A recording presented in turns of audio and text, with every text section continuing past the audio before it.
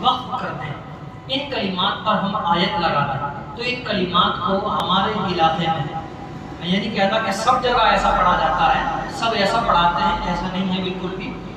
یہ ہمارے علاقے میں بہت ساری جگہوں میں ان کلمات پر وقف کرتے وقت ان کو مجہول پڑھا جاتا ہے، جیسے ہدائے،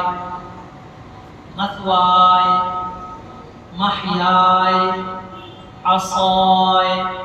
ان پر ایسا وقف کرتے ہیں۔ قرآن کریم میں کوئی بھی کلمہ مجہول نہیں ہے، تمام کے تمام کلمات معروف ہیں، ایک کلمہ ہے وہ بھی مجہول نہیں ہے، وہ بھی امالہ ہے، ناظر حوالہ۔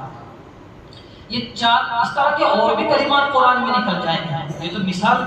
ان کلمات کی دی گئی ہے۔ عام طور سے مسوایا اور عصایا پر تو وقف ہی ہے، اما آیت بھی بنی ہوئی ہے علامت وقف کی، اس لیے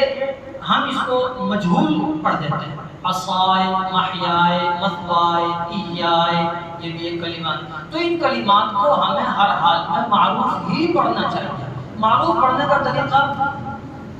ہدائی، ہدائی، مثوائی، محیائی، عصائی،